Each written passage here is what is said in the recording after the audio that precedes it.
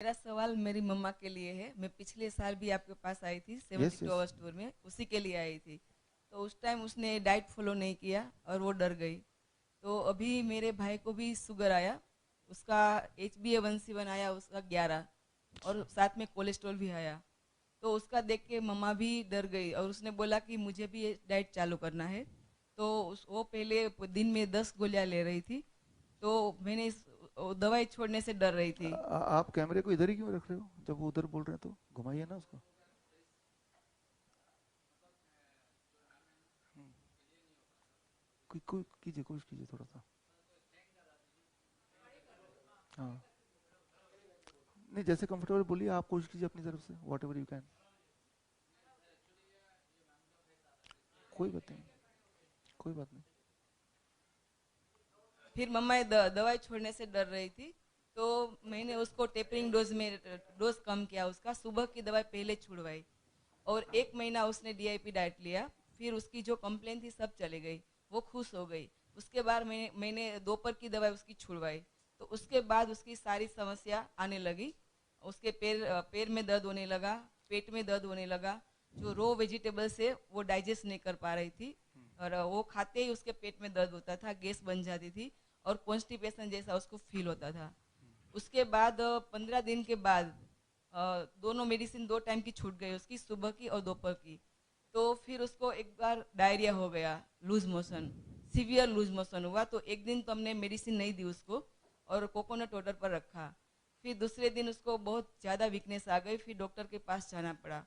तो डॉक्टर ने उसको बोला कि आप फिर से दवाई चालू कर दो, क्योंकि उसकी शुगर भी बढ़ गई थी। सुबह की 300 आती थी फास्टिंग शुगर, और नाइट की शुगर आती थी 280।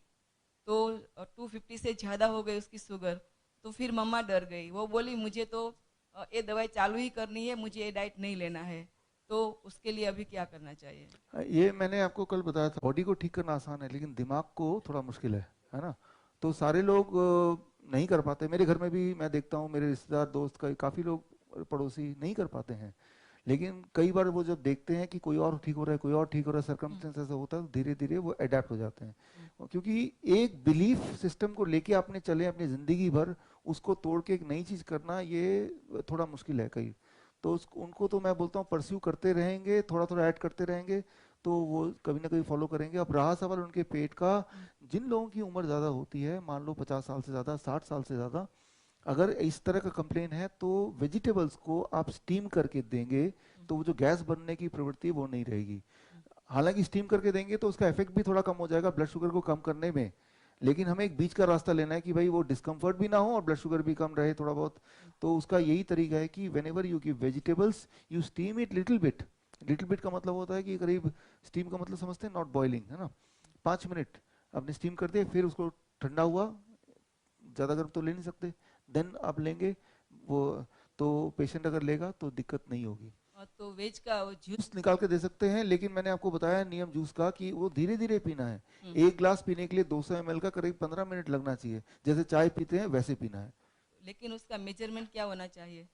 अब मेजरमेंट के लिए आज शाम को वो आएगा ना, तो उसमें उसमें आपको मैं बताऊंगा, सभी और को वो बताऊंगा। दवाई छोड़ने के बाद उसकी स्लीप गायब हो गई, वो सो नहीं पा रही है। ऐसा होता है, देखिए, that is a withdrawal symptom. Withdrawal symptom होता है खास तौर पे जिनकी लंबी बहुत हिस्ट्री रही है हम्म, और जिनकी उम्र भी ज़्यादा है। हम्म, विड्रॉल सिम्टम होता है, ये सारे डिस्कम्फर्ट को जो झेल सकता है हम्म। थोड़े दिनों के लिए, तो वही उसको नॉर्मली कंप्लीट कर पाता है। जो झेल नहीं सकते हैं तो उनको दिक्कत होती है। और 1 महीने में उसका 4 kg अच्छा, वेट अब कम हो गया, हाँ, और वो अब उसको वीकनेस भी आ आगे गई। करना पड़ेगा। हमारे पास आपको हर एक को समय मिला ना, इसलिए। हाँ, अच्छा देखिए, नमस्कार। सभी को रिक्वेस्ट है कि अपने क्वेश्चन को जितना ब्रीफ में बोलेंगे 2 लाइन में वो अच्छा है। अगर मुझे एडिशनल इन्फॉर्मेशन चाहिए, कब से शुरू हुआ पूछा है, तो आप ब्रीफ में 2 लाइन में बताइए। मम्मा की मेडिसिन चालू रखनी हाँ, क्योंकि चाहिए। वो 250 से ऊपर है ना, हाँ, हाँ। इसलिए अच्छा।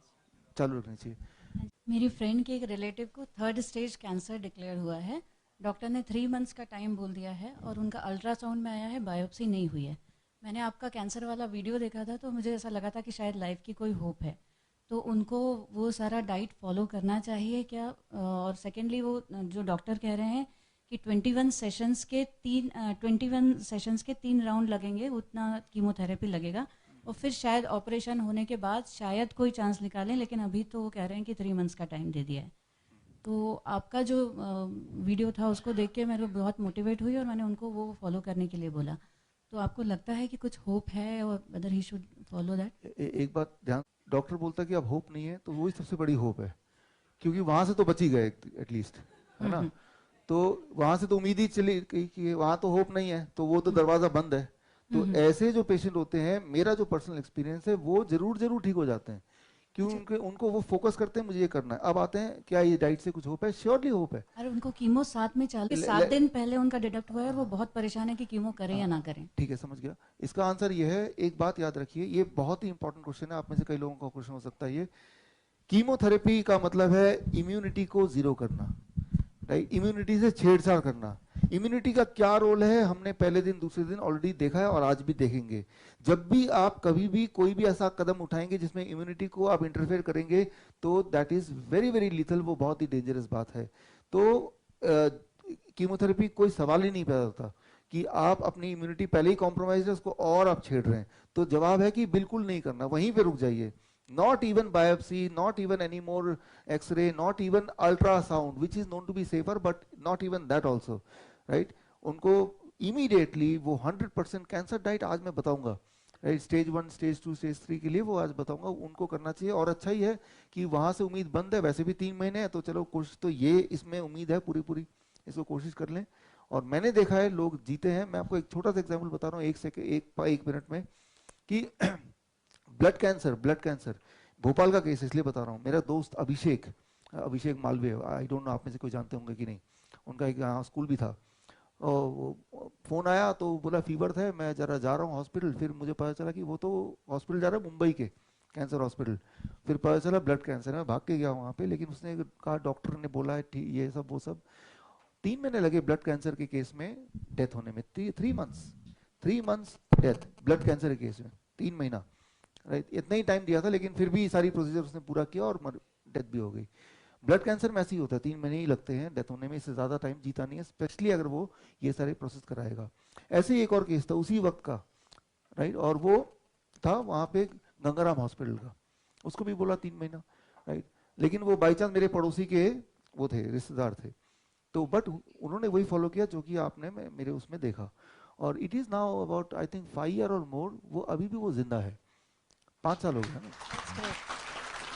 तो सर अभी एकदम डायरेक्टली आपकी डाइट फॉलो कर लें और उनको डाइजेस्ट करने में थोड़ा सा दिक्कत आएगी, ऐसा कुछ ना हो? डाइजेस्ट नहीं दिक्कत आएगी तो फिर उसका क्या करना है वो मैं साथ साथ बताऊंगा आपको आज शाम को। डाइजेस्ट करने दिक्कत तभी आती है जब कोई जल्दी जल्दी खाता है, ठीक है ना। तो ये है। और अभी 3 साल पहले, 5 साल तो हो गए, 3 साल पहले उसका पैर में फ्रैक्चर हो गया, वो ठीक नहीं हो रहा था।